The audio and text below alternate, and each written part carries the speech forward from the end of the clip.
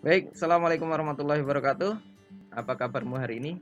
Semoga kalian semua tetap dalam kondisi sehat dan kita semua tetap diberikan kesehatan oleh Allah Subhanahu wa Ta'ala.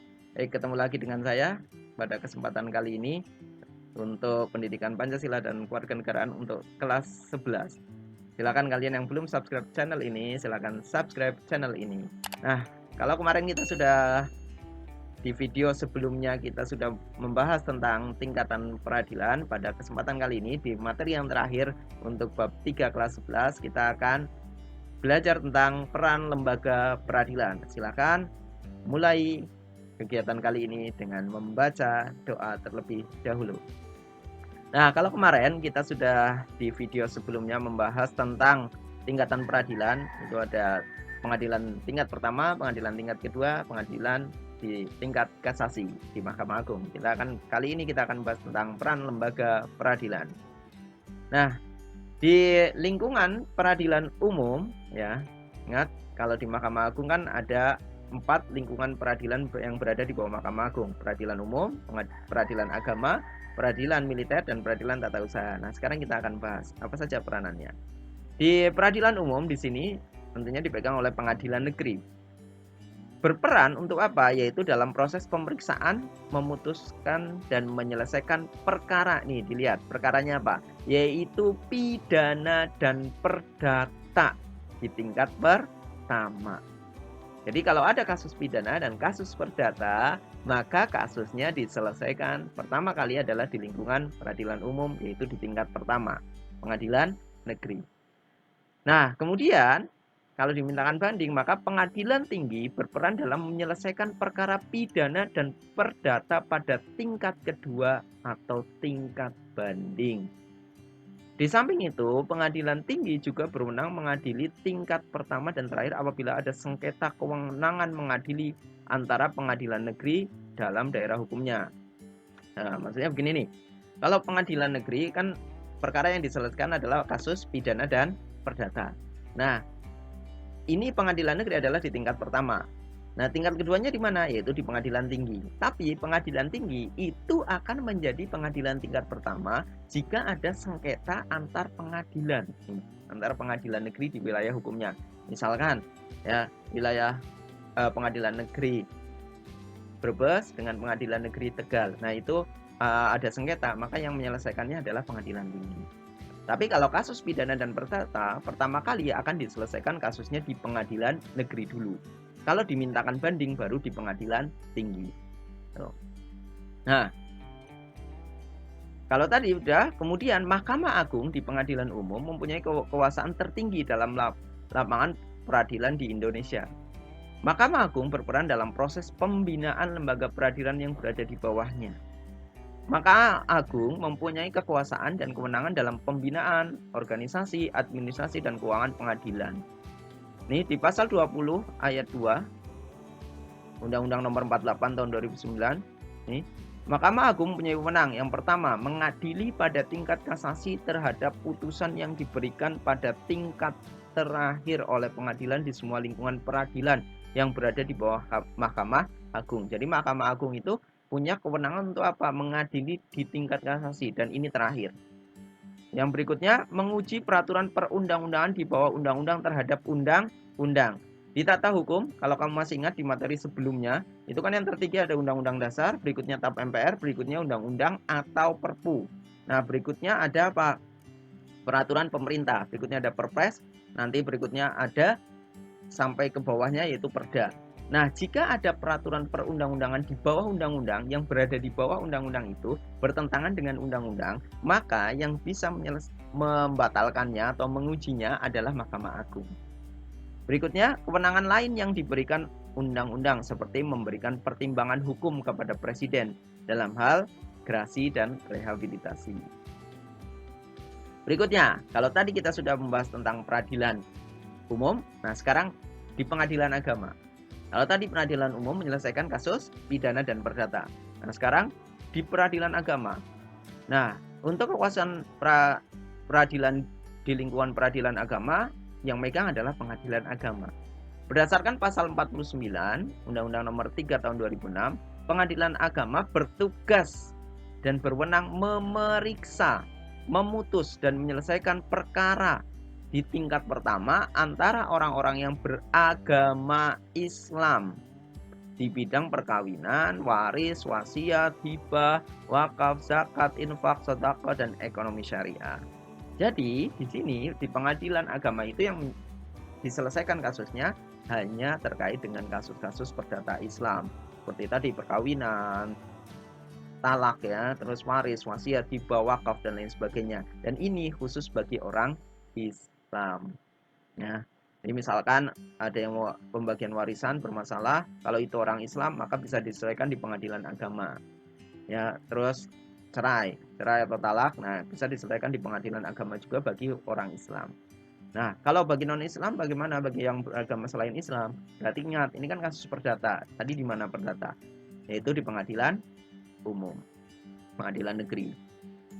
Nah, sekarang kita masuk berikutnya, yaitu lembaga peradilan yang ketiga, yaitu peradilan tata usaha negara. Nah, kalau peradilan tata usaha negara ini berperan dalam proses penyelesaian sengketa tata usaha negara. Nah, apa itu sengketa tata usaha negara? Sengketa tata usaha negara adalah sengketa yang timbul dalam bidang tata usaha negara antara orang atau badan hukum perdata dengan badan atau pejabat tata usaha negara, baik pusat maupun di daerah, sebagai akibat dari dikeluarkannya keputusan tata usaha negara, termasuk sengketa kepegawaian berdasarkan peraturan perundang-undangan yang berlaku. Jadi, sengketa tata usaha negara itu apa? Suatu masalah yang timbul karena dikeluarkannya suatu keputusan. Jadi karena ada suatu keputusan muncul, baru ada masalah, maka itu bisa dikatakan sebagai sengketa tata usaha negara.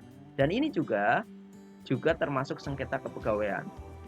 Ya, misalkan ada seseorang atau suatu badan hukum, dia dapat surat tanpa ada alasan yang jelas, misalkan usahanya ditutup. Itu kan masalah itu muncul sejak kapan? Ya masalah itu muncul sejak adanya surat itu kan. Nah, maka itu bisa diajukan kemana? Ke pengadilan tata usaha negara. Tapi ingat, surat itu dikeluarkan oleh siapa? Ya oleh pejabat. Karena apa? Terkait dengan keputusan tata usaha negara. Baik, itu pengadilan tata usaha negara. Terkait juga dengan kepegawaian juga bisa seperti itu. Nah, misalnya ada pegawai yang tidak puas karena ada suatu surat, dia tidak puas, maka bisa menyelesaikan kasusnya, itu dianggap sengketa kepegawaian, maka bisa diselesaikan kasusnya di peradilan tata usaha negara. Baik, sekarang berikutnya, lingkungan peradilan militer. Nah, di lingkungan peradilan militer ini, peradilan militer berperan dalam menyelenggarakan proses peradilan di lapangan kasus pidana terkait dengan hukum pidana. Tetapi ini khusus bagi pihak-pihak yang pertama siapa? Anggota TNI. Anggota TNI. Yang kedua, seseorang yang menurut undang-undang dapat dipersamakan dengan anggota TNI. Jadi karena di undang-undang dia dianggap atau disamakan dengan anggota TNI. Yang ketiga, anggota jawatan atau golongan yang dapat dipersamakan dengan TNI. Anggota suatu badan atau lembaga dan dia dipersamakan dengan TNI. Yang keempat, seseorang yang tidak termasuk dalam ini, poin 1, 2, 3, tetapi menurut keputusan Menteri Pertahanan dan Keamanan ditetapkan berdasar persetujuan Menteri Hukum dan Perundang-undangan harus diadili di pengadilan militer. Jadi karena seseorang, dia bukan anggota TNI, tidak dipersamakan dengan anggota TNI, tapi karena suatu surat, dia kasusnya harus diadili di pengadilan militer. Maka dia diadili di pengadilan militer. Jadi kalau pengadilan militer menyelesaikan kasus apa? Pidana. Bagi siapa? Bagi anggota militer atau yang dipersamakan. Tuh. Baik. Berikutnya yaitu Mahkamah Konstitusi. Kalau Mahkamah Konstitusi ini tidak berada di bawah Mahkamah Agung, tapi sejajar dengan Mahkamah Agung. Mahkamah Konstitusi ini bisa dikatakan suatu lembaga yang baru sejak adanya perubahan Undang-Undang Dasar. Mahkamah Konstitusi merupakan salah satu lembaga negara yang melakukan kekuasaan kehakiman yang merdeka untuk menyelenggarakan peradilan guna menegakkan hukum dan keadilan. Wewenangnya apa saja? Mahkamah Konstitusi mempunyai 4 wewenang dan 1 kewajiban. Apa itu wewenangnya? Wewenangnya yang pertama yaitu menguji undang-undang terhadap Undang-Undang Dasar Negara Indonesia tahun 1945. Baik, kalau kamu masih ingat lagi, ya. Kalau Mahkamah Agung tadi kan berwenang menguji peraturan perundang-undangan di bawah undang-undang terhadap undang-undang. Nah, kalau undang-undangnya tidak sesuai, maka yang menguji siapa? MK. Undang-undang diujinya dengan siapa? Dengan Undang-Undang Dasar. Yang tertinggi kan Undang-Undang Dasar, di bawahnya TAP MPR, di bawahnya Undang-Undang atau Perpu. Kalau undang-undang tidak tidak sesuai dengan Undang-Undang Dasar, maka yang menguji adalah MK, Mahkamah Konstitusi. Yang kedua, memutus sengketa kewenangan lembaga negara yang kewenangannya diberikan oleh Undang-Undang Dasar. Di Undang-Undang Dasar itu kan ada banyak lembaga negara disebutkan. Di situ ada wewenangnya juga.